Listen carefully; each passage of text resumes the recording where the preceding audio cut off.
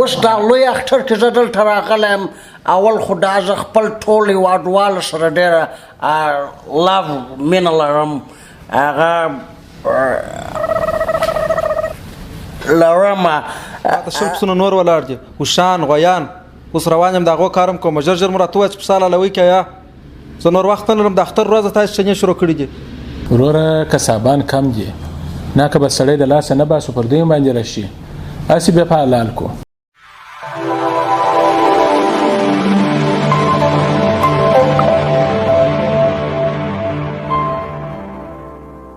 ښه دی چې یاره د بلجیم سره دی د شادۍ بلجیم دي څه نیکه جوړی ولاړی مړ سو پلار جوړی ولاړی مړ سو ښه دی چې خپل وطن ته راغلی د دې به اختره چیر کې اختر به چیر کې ښه خوند کوي تا ول زه اختره یم کومه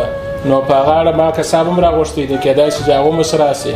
تانکیو ډېره زیاته مننه هغه چې ما تا ته $10 راواستول هغه دې پر غریبانو وویشل هغه $10 چې تا راستولي وه پر هغه باندې $10 ټکس راغلی پاتې سو لسۍ په هغه لسۍ مې ستا په نیکه پسې حلوا خیرات کړل تانکیو ډېره زیاته مننه خدای دې زما خیرات قبول کړي اوس دا لوی اختر کې زه دلته راغلی یم اول خو دا زه خپل ټول هېوادوالو سره ډېره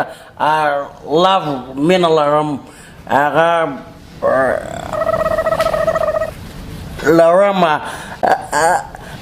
ما دلته یو پسه راغوښتی دی تا راغوښتی دی هغه ما تا ته چې $10 درکړل اوس هغه پسه راځي لوی اختر دپاره کساب حلال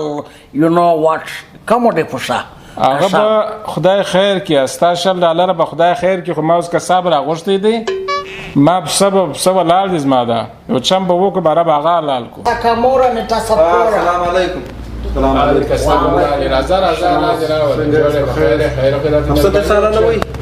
کومه دی وروره پسه کومه دی کوم پسه حلالوئ کوم بیا سمانه خو یوه دانه پسه دی هغه باندې ولاړ دی هغه حلالوو کومه ده چاړه دي کومه ده اسباب دي کومه دي کونده کومه ده په چی شي حلاله دا خو چې ناخونګیر په لاس کې دی په دې وسته پسه حلاله دا ناخونګیر دی دا تا ته ناخونګیري چې 10 پسونه مې په حلال کړي دي ما دغه کار دی دا څنګه کساب دی دا خو ما ته د رنګه شه کساب کم غل ډېر معلومیږي کسابان داسې دلته شه کسابان شته دا کساب پسې واخله دا دونه نکې دغه راوړی دی په دې باندې خو موږ هلته دغه کاټه اوس یو نو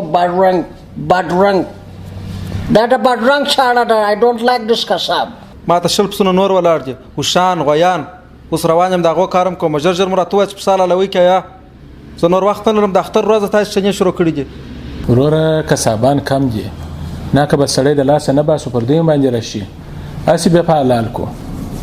څه وایه سمه ده پسه حلالوو هغه غوښې بیا هغه تاسو کڅوړه کې اچوئ هغه بیا پر هغه باندې کڅوړه باندې په مارکر باندې زما د نیکه نوم ولیکئ چې د دوی د خوا دا غټ خیرات شوی دی د لوی اختر دپاره او ستا اوس هم رنګ ماته د کساب نه معلومیږي یو نو مخکې تا چې څه کولو زه اصلي بنا یم کوم بیا چیرې یو سرای جوړوي غږ وکړي ښه نامې بنا م یم په د اختر کې مو خواري نه وي برې مې چاړه راواخېسته سړی ته راسه د پسو کاروبار خورا ډېر دی پسونه به حلال کړم خورا مې چمونه هم زده جوړ سره تو خو علاقل دانه یې مګر زه به تا ته یو موته مشوره درکړم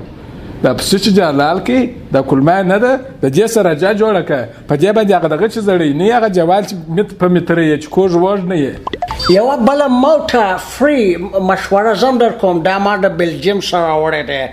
دا د هغه ځای رئیس جمهور دا خلکو ته دغه مشوره ورکوي دغه پسه چې حلال کړي دغه لوری نه دی لوری دا په ګرمي کې لوند که په سر واچوه ګرمي نه خپل خشتې مو ځه یو نو څونه خبرې مو وکړلې ورور زما چاړه مو راپڅه کړله چې دونې مشورې چا تر کوی خو واخلي دا پسه م خپل حلال کړي یو پسه مو په دواړو د غوږو نیولي دي حلالوی مشورې مو درعلاوه ماسې وایي خدای م خوار نه کړي زه چې کوم فکر کوم دا ستا د پسه کیسه بیخي اوږ داسې وکړه د اوښ کلمه زه به تا ته یو موته مشوره درکوم څنګه ته به دا پسه یو سیری په بلجیم کې حلال کړه څنګه واو تانکیو د لوی اختر مبارکي هم درته وایم هغه ځای شه چې ما پسه حلال کړي بیا وینه راستوم دلته توی که تانکیو سو مچ my brother thank you مننه تاسو زم د پسه دپاره ویزه اخلم اوکې thank you